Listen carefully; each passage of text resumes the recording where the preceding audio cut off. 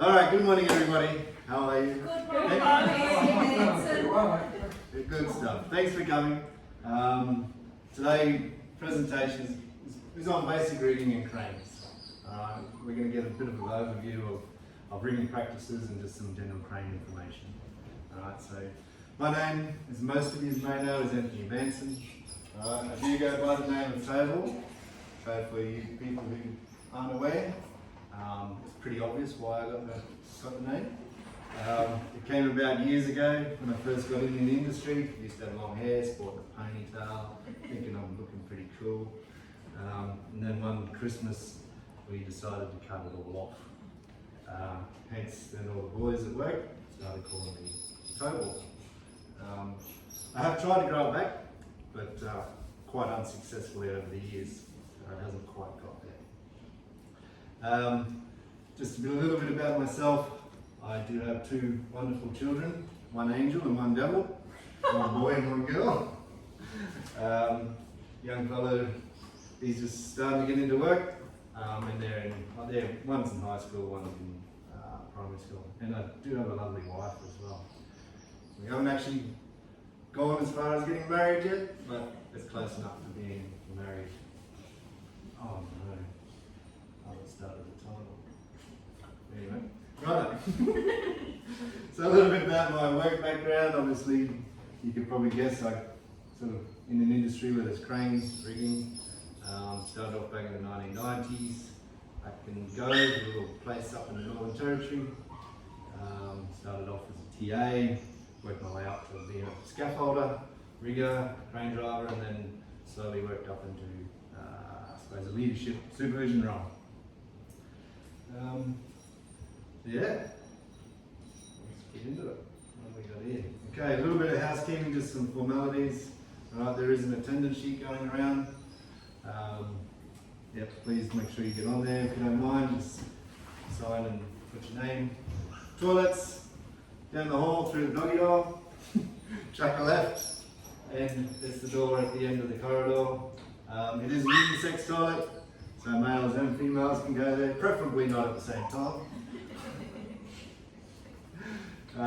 And of course, evacuation if we do have the unlikely event of a fire or an emergency.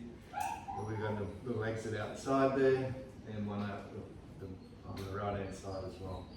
We're making our way outside, go across the path over there, and wait for the little red truck to come with the fireman and tell us what to do.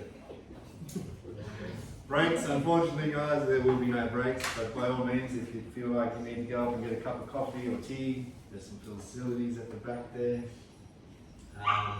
But yes, you will have to endure another probably 37 minutes of my time. Phones, we're all adults, so if you do need to take a phone call, by all means, help yourself. But if you can have them on silent to begin with, that'd be great. But yeah, if you do need to take a phone call, just if you don't mind, step outside. Questions anytime through the session? If you're not quite following or you've got any questions at all, certainly just give us a shout. And there will be a short quiz at the end of the session. And a feedback form, if you don't mind, once we do get done.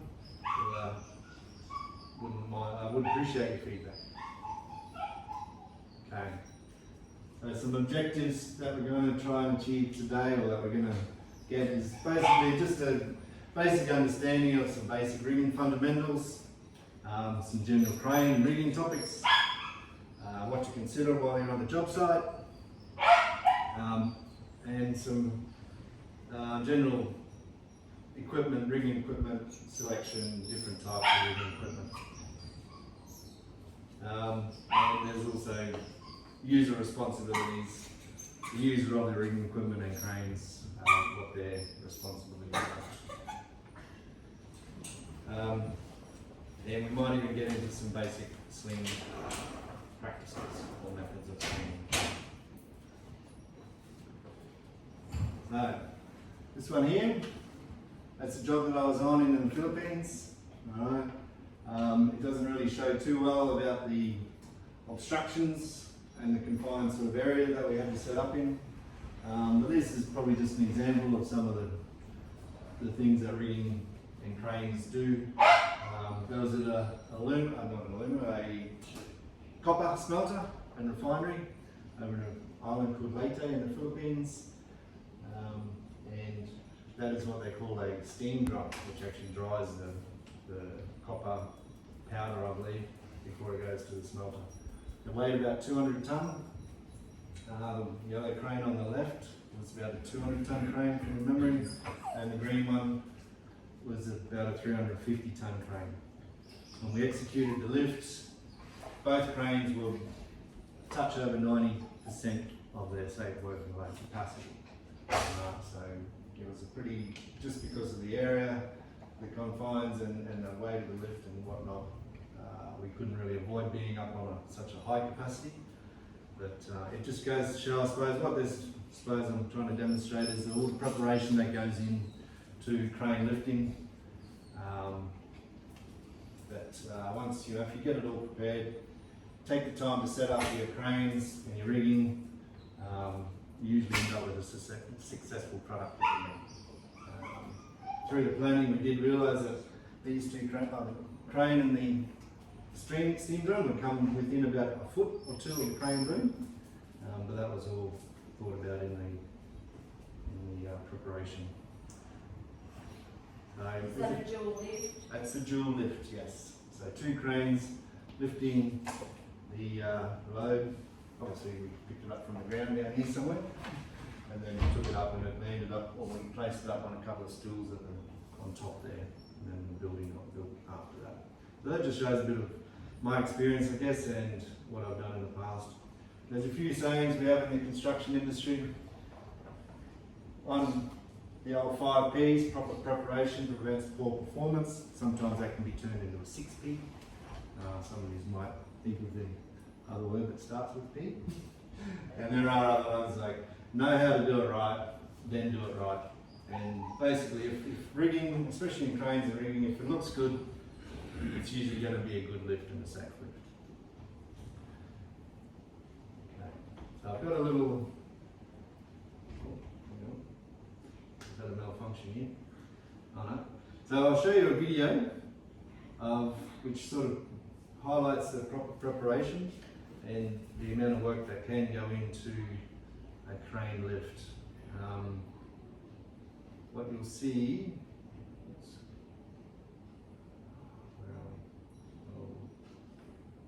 wrong button, there we go.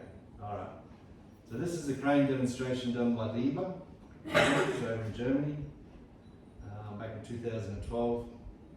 And I'll just play it for you and I'll sort of maybe talk through it as we go.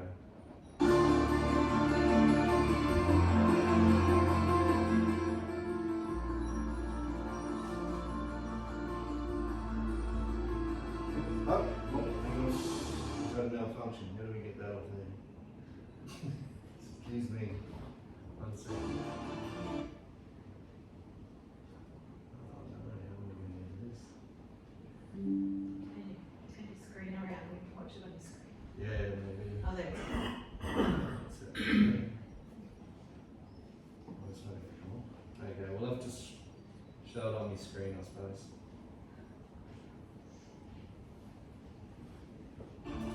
Hopefully you can all see this. Yeah.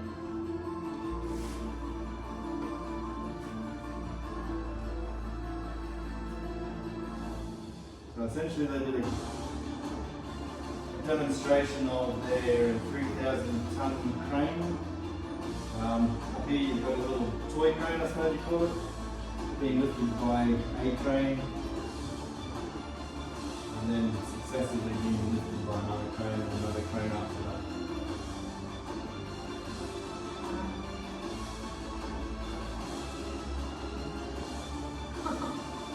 There you go, toy crane from him, that crane from that one, another one from that one. And just what everyone thought it was pretty deadly. When they finished, up comes the third large crane. So essentially that crane's lifting another 3 cranes.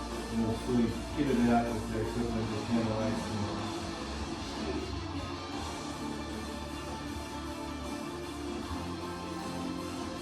So storm in the background. They would have hoped not.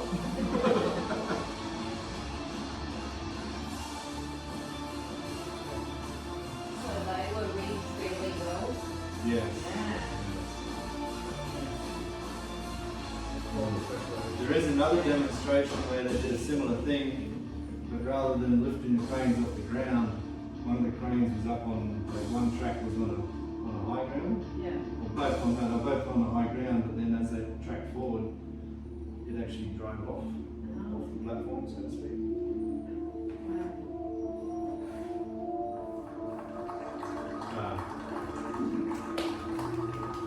Apologise for that technical difficulty. That's all right. Yes. So, just while I get this back, as I mentioned, obviously there was days of preparation into that. You know, things just don't happen overnight. The crane that lifted everything else was capacity of 13,000 tonne. It has a maximum hoist height, so it can lift a load 236 metres up in the air. And its maximum radius is 200 metres. Not to say it can lift 3,000 tonne at 200 metres, but you can sort of get a gauge of how big that crane was. Typically it was used in power plant construction, lifting columns or lifting loads of 1,500 tonnes, measuring 100 metres long. So some pretty big lifts going on there. A lot of preparation goes into that.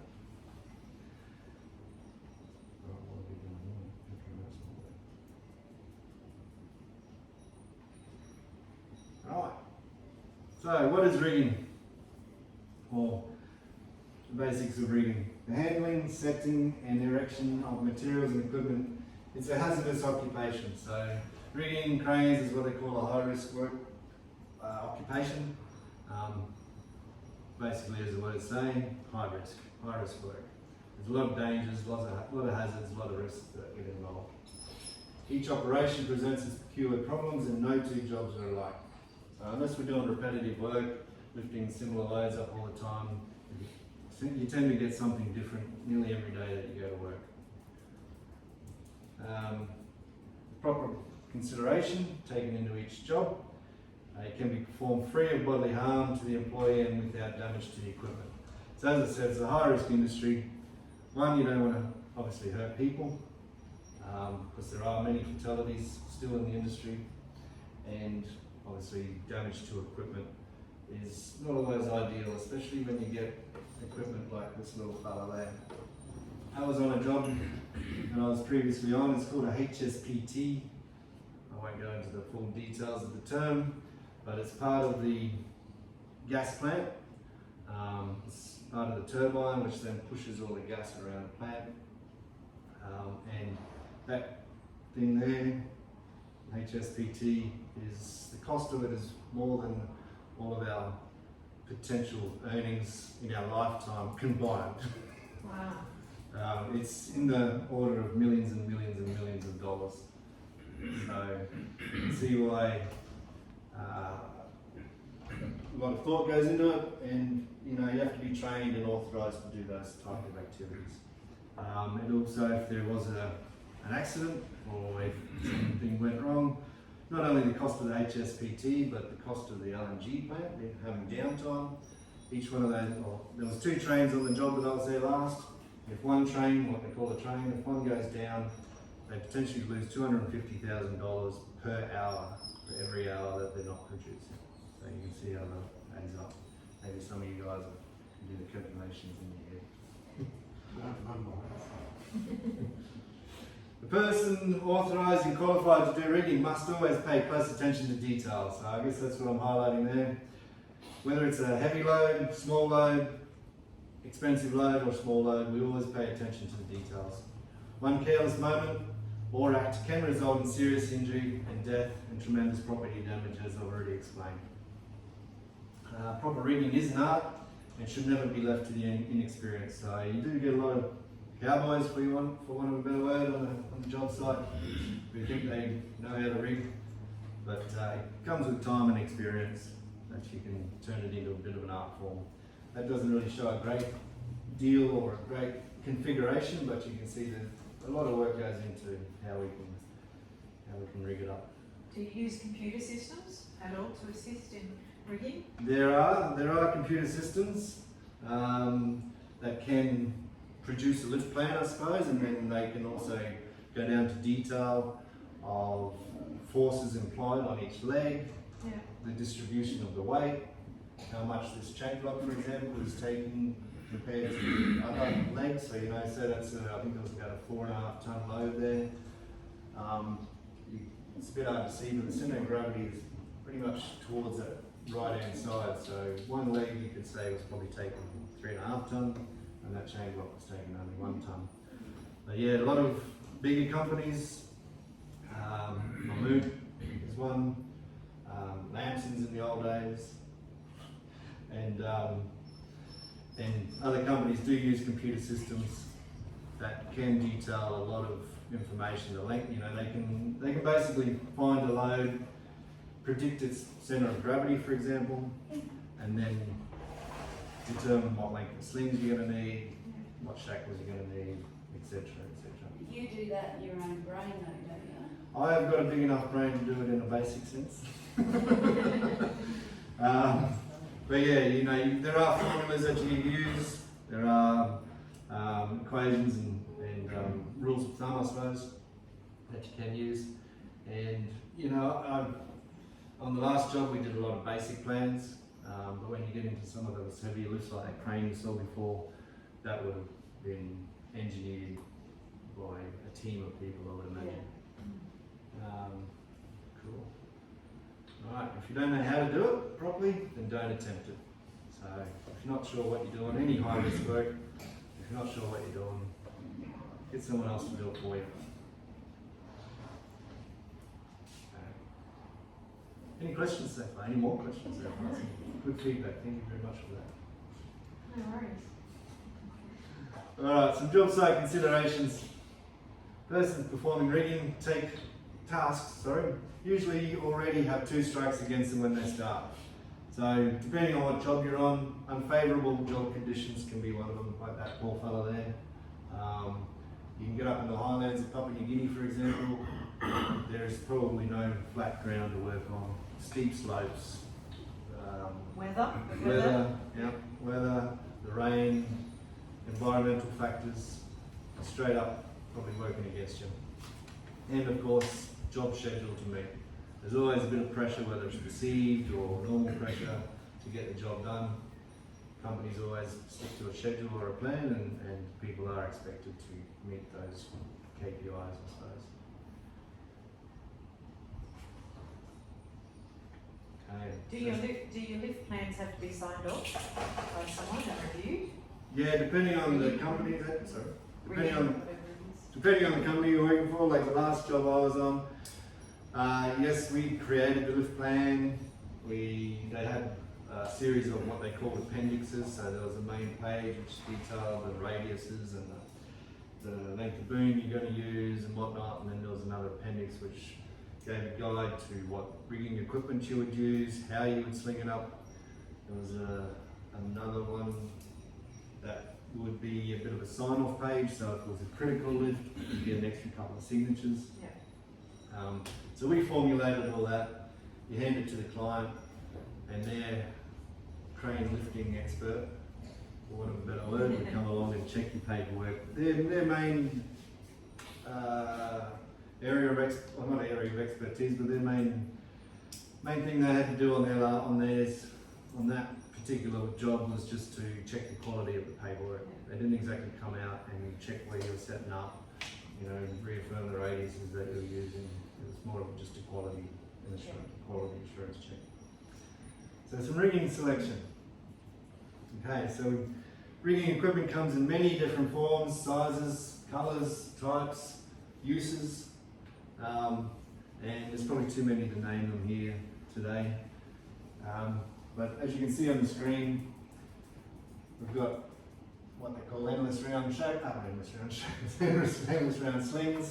You can get endless round and you get flat webbing slings. So they're a similar type of equipment.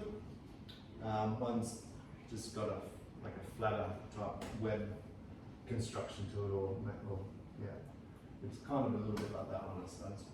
There's flexible steel wire rope slings. We've got shackles. There's lifting chains.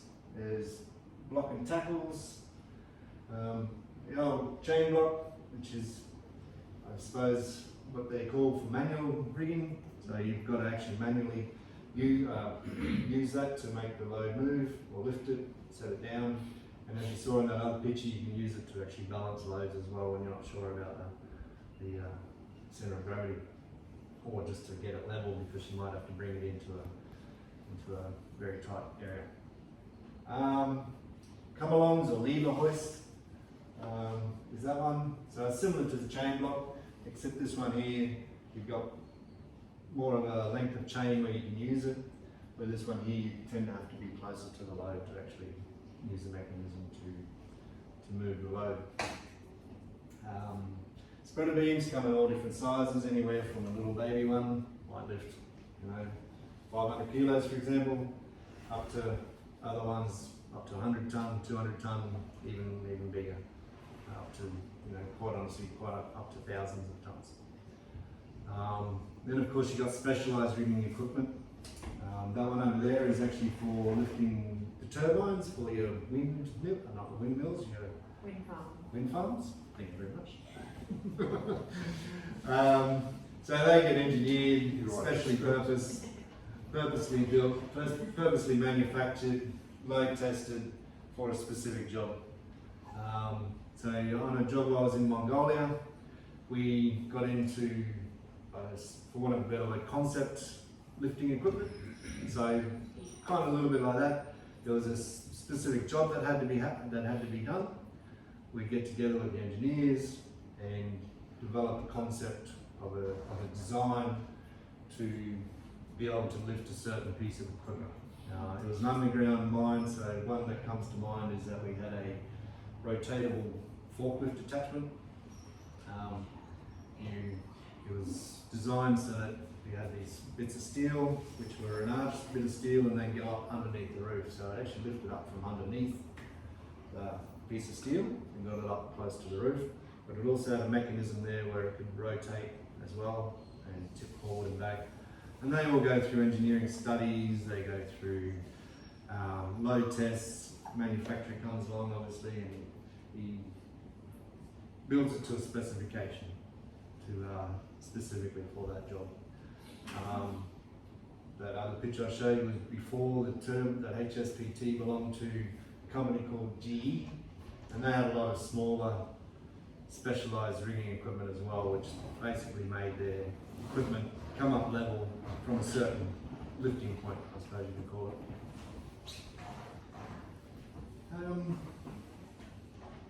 And I would have liked to have run more examples along with us, but obviously we're a bit constrained by our training environment due to the weather. We had to change the rooms.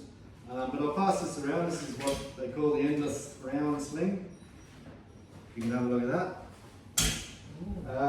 So have you had experience with a lot of this rigging equipment shown on the screen? Pretty much everything there I've used. Yeah. Obviously not the turbine one because I've never actually built a turbine, a wind turbine.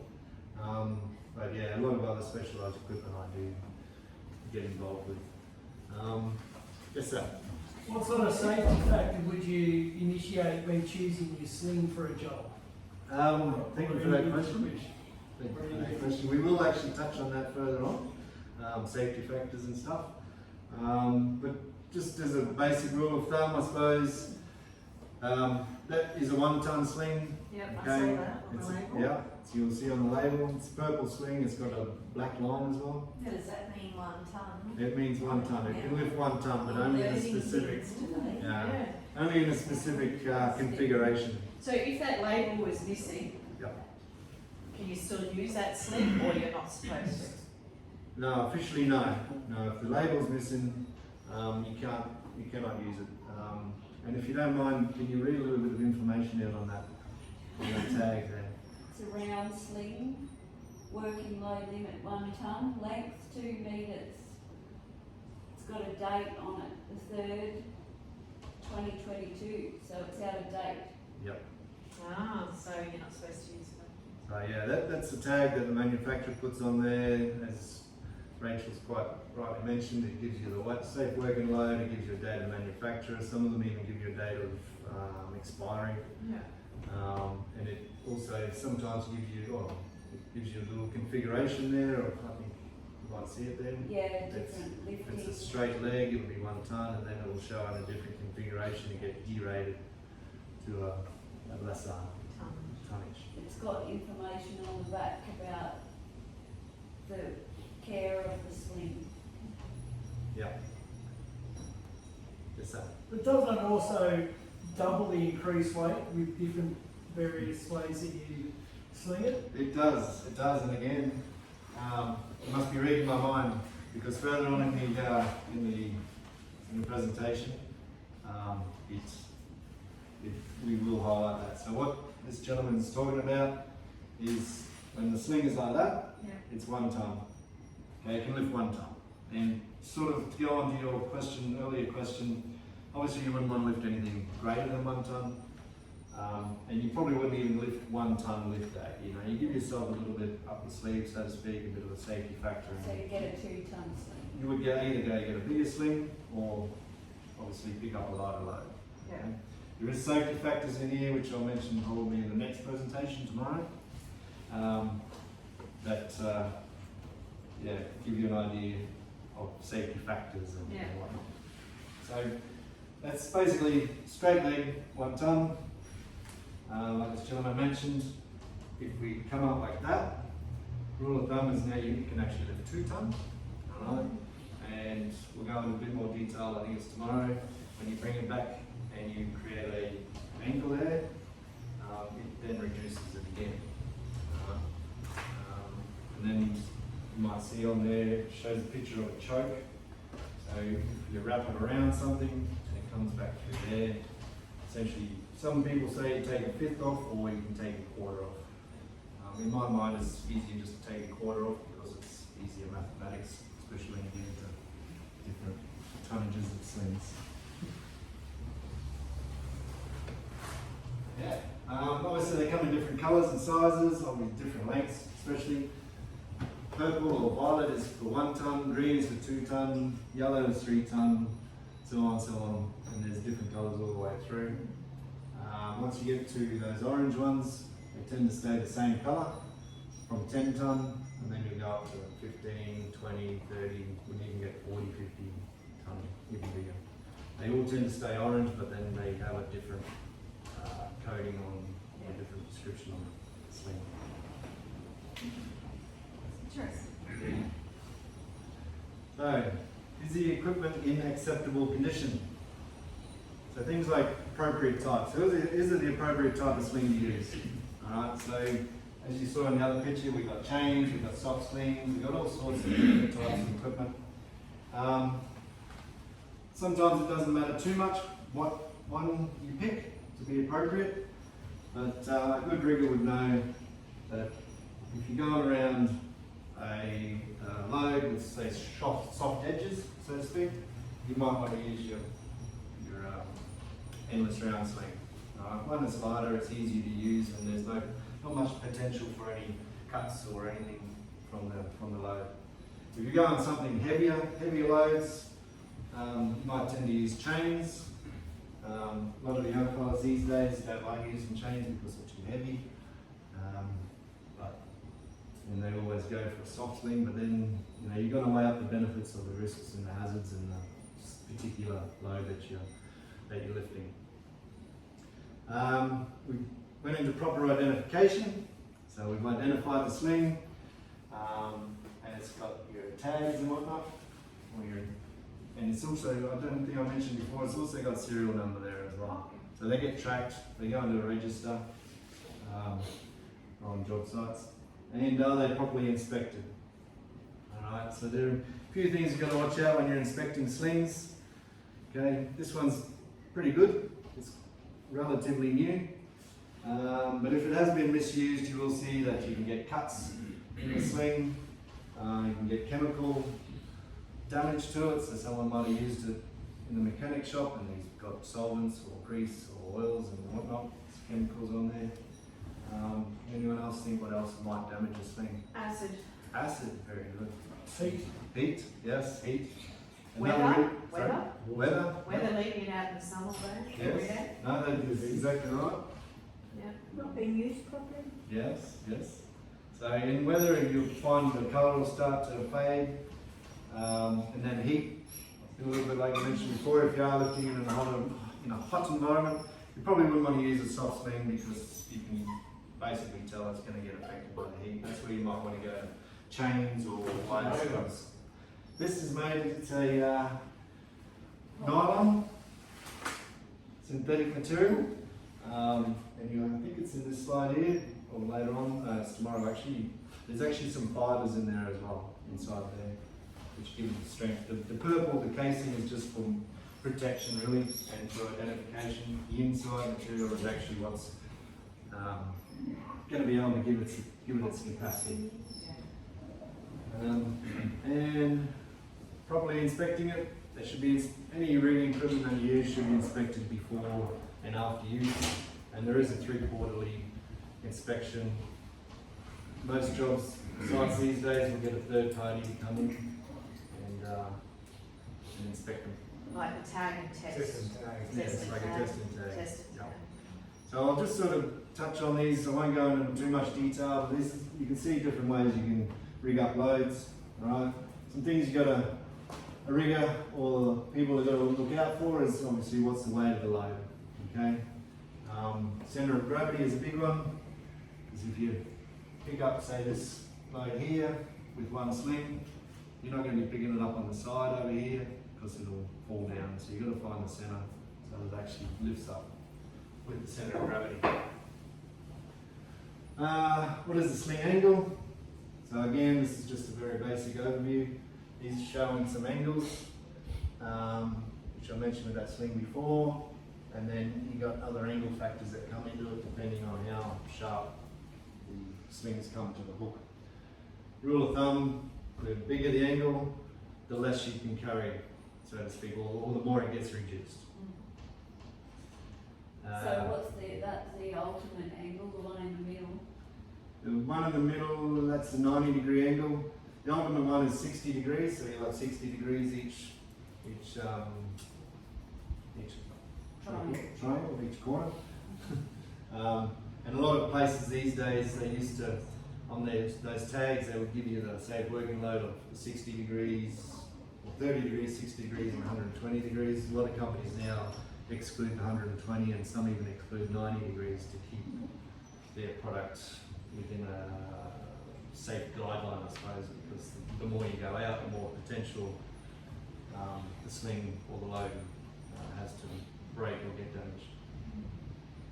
Will there be side loading with some of the other things, not only on the rigging equipment, but also on the piece of equipment you're lifting? What side loading? Side loading, good question.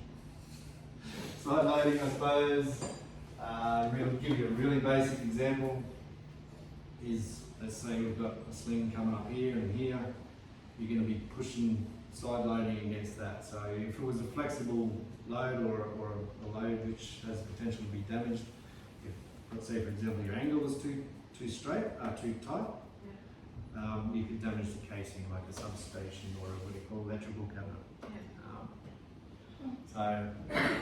So you come back to doing something like that where there's no force going against the side of the electrical cabinet.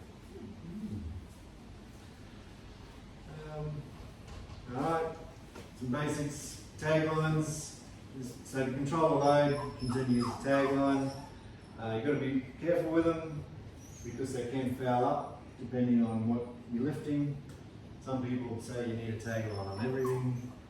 It comes down to the job. Some you might need 2 just to control the orientation. Some might be a bulky bag where you might only need 1 because it's not going to worry about whether the orientation changes. And also making sure that your tagline is not too long, too short, a lot of different considerations. And of course, being clear of personnel.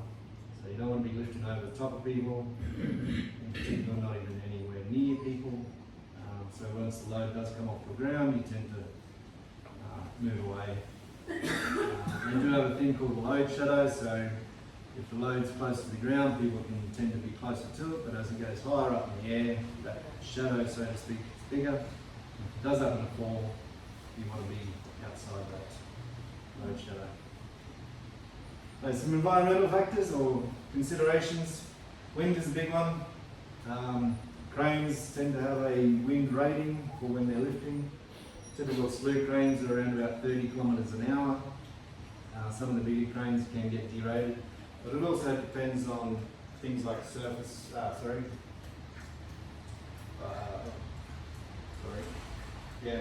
surfaces as well. But what I was going to get into is the shape of the load. You know, it might only be a light load, but it might have a sail effect.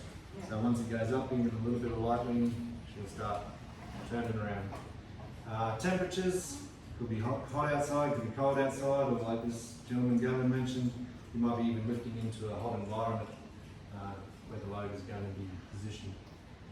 Other factors that come into it, if they're lifting a load out of water or in on a concrete area and it's got water there, there is a suction effect, and of course unstable objects. So I will show you another video. Unfortunately, I think we're going to have to watch it on the laptop here again. But this shows you what can happen when people lift. Well, one of the contributing factors was wind in this, and this is a stadium they were building in Milwaukee back in 1999. Yeah, that's, yeah. This here weighs about 400 tonne. So to put that into perspective, that's the same as a 747. Lifted at about 60 metres up in the air, and it was a retractable roof section for the stadium.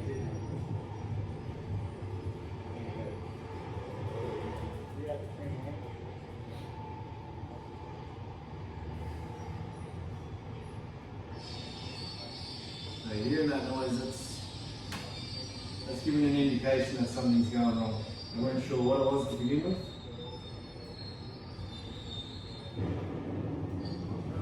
Something's happened. So you'll notice there's a second crane back here.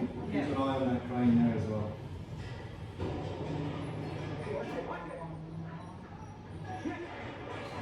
Oh no.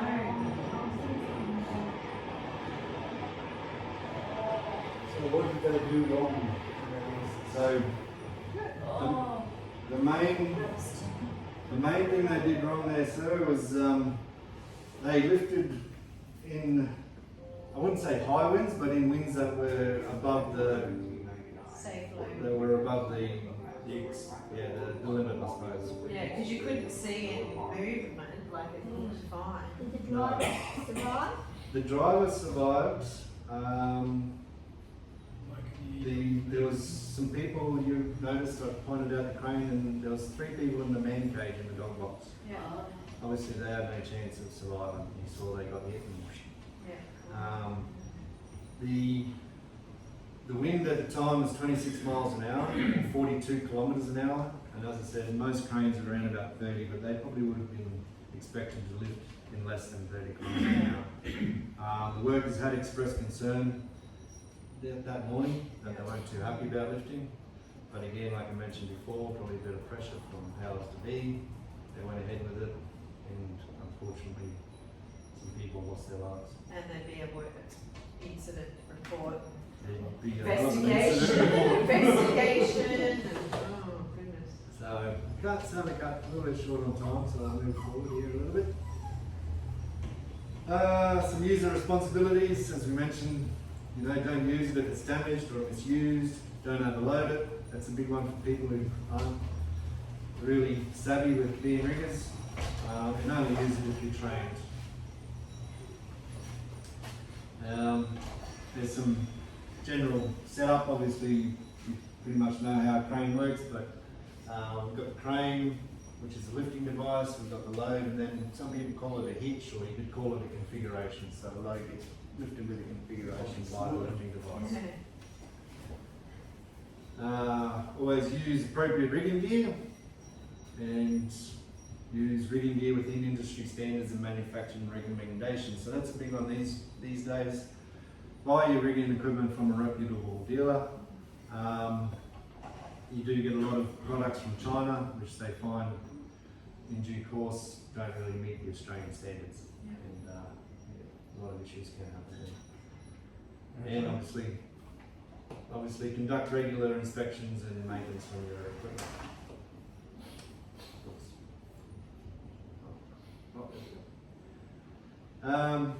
Whenever any sling is used, following practices, yep, look out for damage, any defects, don't tie any knots in them, alright, don't use bolts in replacement of things like these shackles, which I've seen them many times on site. It just derates the whole system. Yeah. Alright, and just a couple of quick ones before we wrap up. As we've mentioned, sling legs should not be kinked. Slings should not be loaded in excess of their rating capacity, so you wouldn't be lifting 2 ton with a 1 ton sling. And as we touched on before about the basket hitch, which was like basketing that table there, and they should definitely be securely attached to the load. So I'll finish off with one more slide, I think. There are cases where you want to protect the slings. Suspended loads should be kept free of obstructions when you're lifting, especially in confined areas like that initial photo I showed you of the steam drum. You want to make sure you know what obstructions are there, or set yourself up so you don't foul up on anything. And of course, as you can see there, employees should be kept clear of loads about to be lifted and suspended loads. So you'll be surprised how many people put themselves in a position of danger. Yeah. Um, Accident whether it's waiting to happen. something like that. Yeah. All right. I think we'll wrap it up there. Thank you very much. I will just skip forward to a couple of questions that I have for you. Oopsie daisy. All right. What capacity of the crane did you see in that first video, the Libra demonstration? 3,000 tonne. You win the prize. You get free lunch. Okay, we do have refreshments after our meeting here for a small donation. You win the prize. So another 2 lucky people might be able to get a free lunch as well if you get the next questions right. When should rigging equipment be inspected? Quarterly. Quarterly? I was going to say before every use. Yes, Yes. that's what I was Yes. saying. Alright, we'll go with the lovely young lady down the And back. after. And after. Alright, and what are some environmental conditions that may affect crane lifts? Weather, Weather. surface, Yeah. Heat. environmental. Looks like the ladies are all over it. We want lunch. Inspiring rigor. Yeah, that's right. Alright, cool. Thank you very much for all your time and your participation. It's been a pleasure. And drive carefully on the way home because 90% of all people are caused by accidents. Very good. Thank you very much. Very well presented. Good job, man. Good job. That was well done. Very well done. Much